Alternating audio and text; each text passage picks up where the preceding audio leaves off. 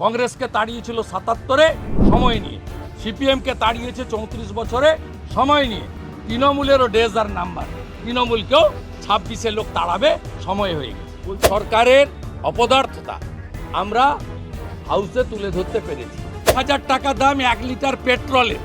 ভিখারির দেশ পাকিস্তান জল বন্ধ করলে কালকে জল খেতে পারবে না। পশ্চিমবঙ্গে কোনো সরকার নেই, একটা পরিবার পশ্চিমবঙ্গ চালায়।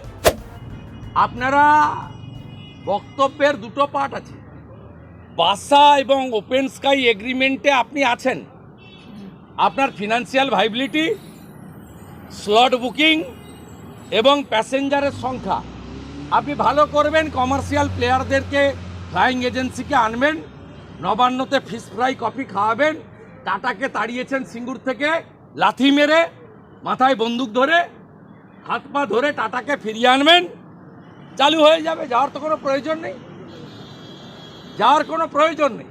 ইন্টারন্যাশনাল ফ্লাইট চালু করার ক্ষেত্রে যাওয়ার কোনো প্রয়োজন নেই।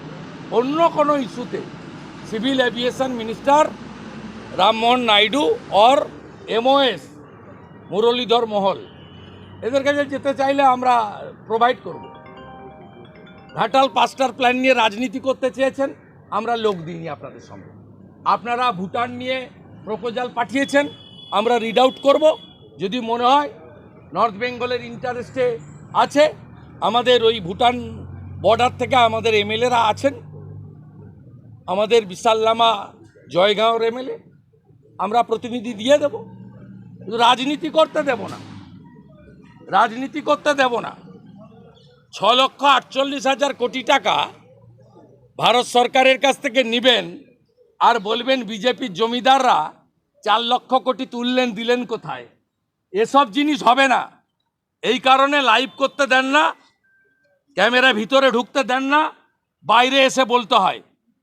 আটকাতে আপনি পারবেন না, আটকাতে আপনি পারবেন না। আমাদের বিরোধ ছিল, আছে, থাকবে। সব নির্বাচনে প্রমাণ হয়েছে বিজেপি এই তৃণমূলের আসল অল্টারনেট, সব ইলেকশনে প্রমাণ হয়েছে।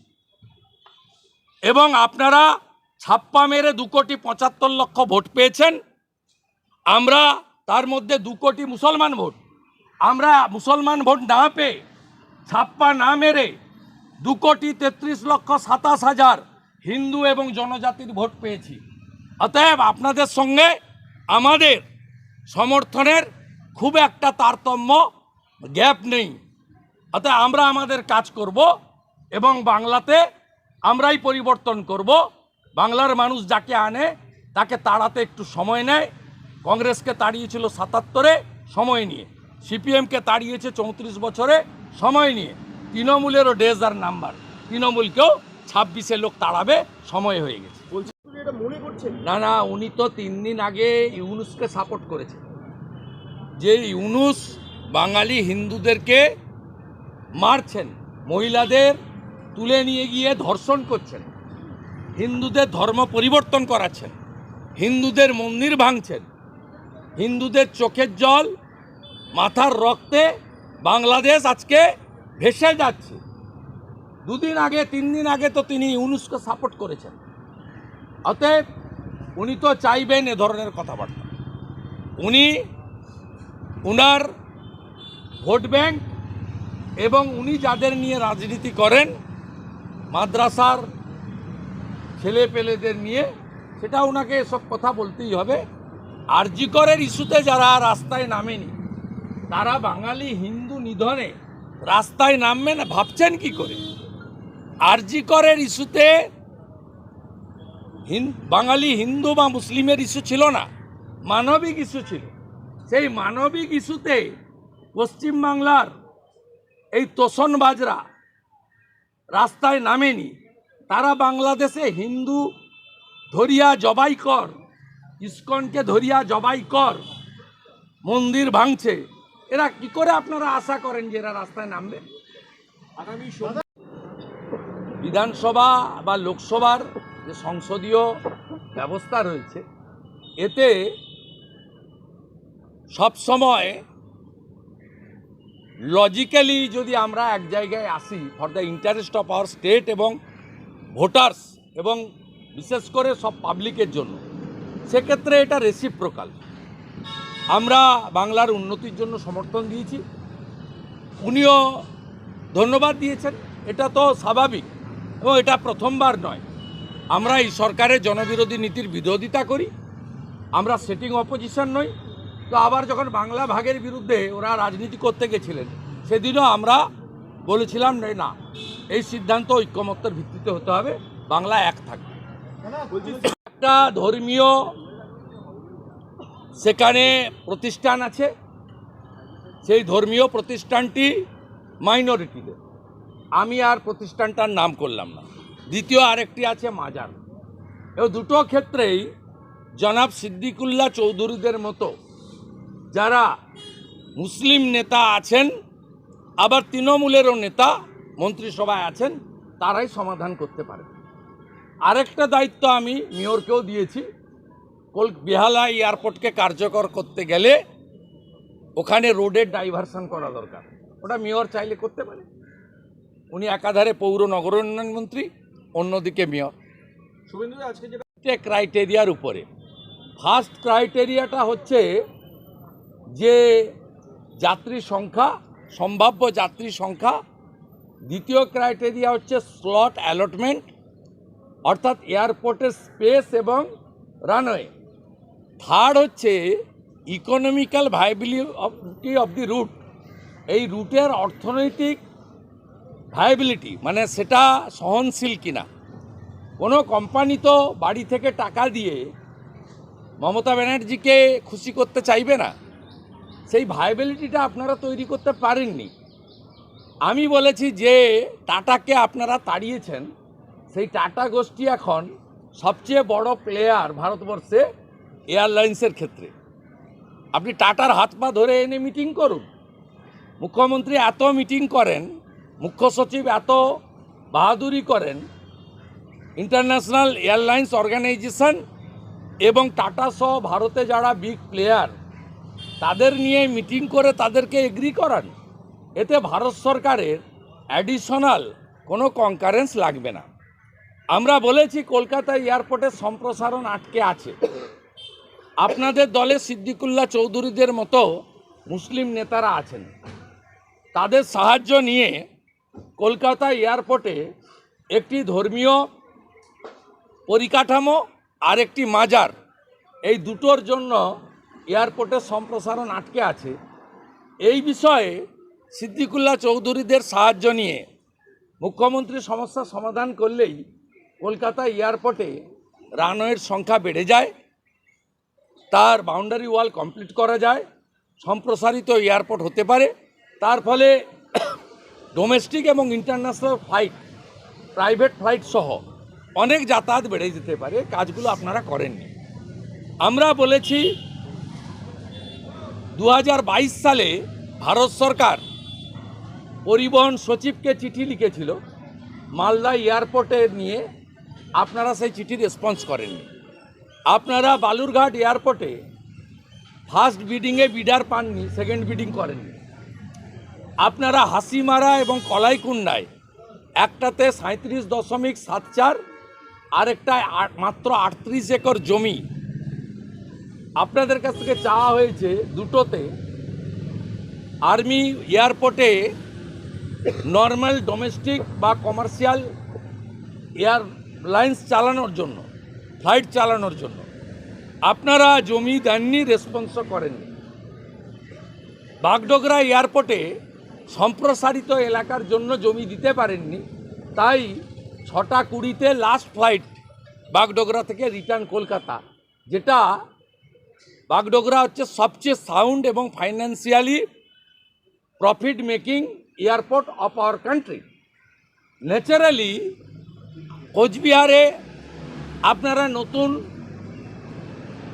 কোনো ফ্লাইট চালু করতে পারেননি, অথচ ভারত সরকার মোদিজির লিডারশিপে সিভিল এভিয়েশন ডিপার্টমেন্ট উড়ান স্কিমে কোচবিহার, মালদা, বালুরঘাট, অন্ডাল, দুর্গাপুর সব জায়গায় রেখেছে। তাই আজকের যে রেজুলেশন ওরা 185-এ এনেছিল, ওদের রাজনৈতিক উদ্দেশ্য তথ্য পরিসংখ্যান এবং এই সরকারের অপদার্থতা আমরা হাউসে তুলে ধরতে পেরেছি। দুর্ভাগ্য এটাই, ভারতবর্ষের সব পার্লামেন্ট এবং সব বিধানসভায় লাইভ হয়, এখানে লাইভ হয় না।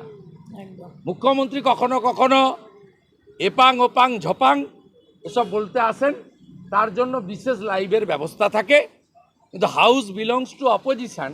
এখানকার রাজনৈতিকভাবে প্রভাবিত অধ্যক্ষ এগুলো করতে দেন না। তাই আমরা আজকে আমাদের বক্তব্য রেখেছি এবং বিজেপি কমিটেড বাংলা বাঙালির স্বার্থে যে কোনো পজিটিভ, প্রোগ্রেসিভ, ডেভেলপমেন্ট ওরিয়েন্টেড পশ্চিমবঙ্গের জন্য আমরা আছি। এখানে আমরা রাজনীতি দেখি না, দেখবও না।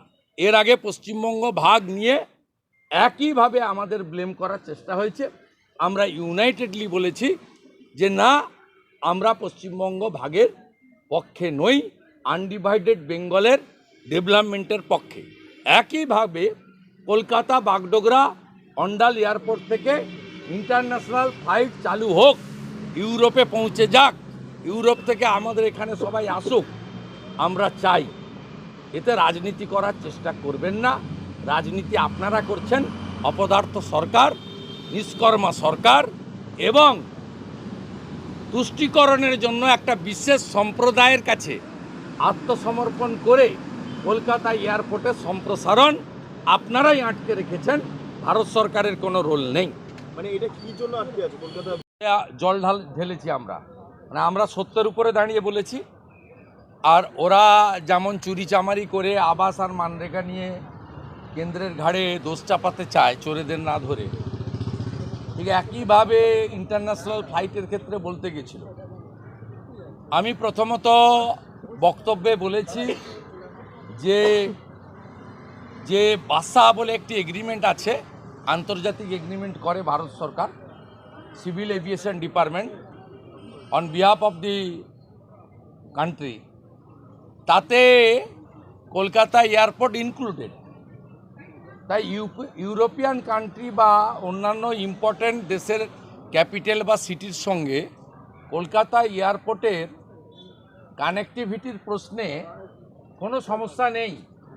দ্বিতীয়ত, ওপেন স্কাই এগ্রিমেন্ট যখন ভারত সরকার করে 2022 সালে অনারেবল নরেন্দ্র মোদীজির লিডারশিপে, তাতে 6টা মেট্রো সিটিকে ইনক্লুড করে দেওয়া হয়েছে, তার মধ্যে কলকাতা অন্যতম। কেন এখানে ইন্টারন্যাশনাল ফ্লাইট আসছে না? মাননীয় বিধায়ক অরূপ দাস খুব সুন্দর করে ওই কারণগুলো বলে দিয়েছেন, যে ইকোনমিক্যাল ভায়াবিলিটি নেই। ইউরোপিয়ান ফ্লাইটে চড়তে গেলে বা বিজনেস ক্লাসে চড়তে গেলে অনেক টাকা লাগে। না দিক, পাকিস্তান নিজেই খেতে পায় না, সে বাংলাদেশে কি করতে আসে? 400 টাকা কেজি 1 কেজি আটার দাম, 1000 লিটার 1000 টাকা দাম 1 লিটার পেট্রোলের। ভিখারির দেশ পাকিস্তান জল বন্ধ করলে কালকে জল খেতে পারবে না লাহোর করাচি। একবার আমাদের সিআরপিএফের জওয়ানদের মেরেছিল অবন্তিপুরাতে, আমরা ভিতরে ঢুকে মেরে দিয়েছি। পাকিস্তান কি দেবে বাংলাদেশে? 7 দিন। বাকি কথা রানী রাসমণিতে বলুন। গোমাংস, আরেকটা বলুন বলুন।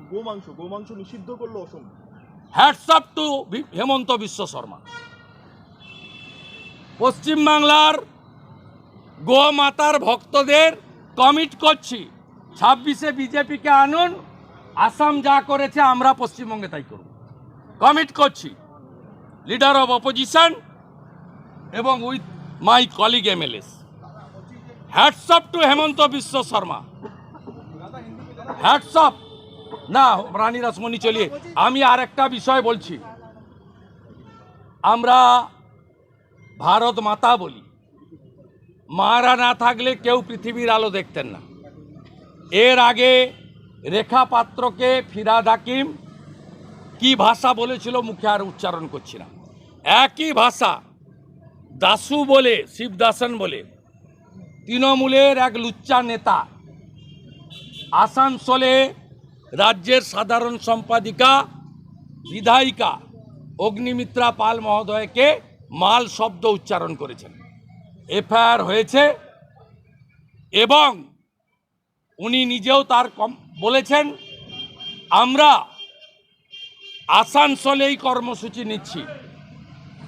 আসানসোলে গিয়ে শুধু মহিলাদের নিয়ে ঝাঁটা মিছিল করে এই অর্বাচীনকে আসল উত্তর দেব আমরা।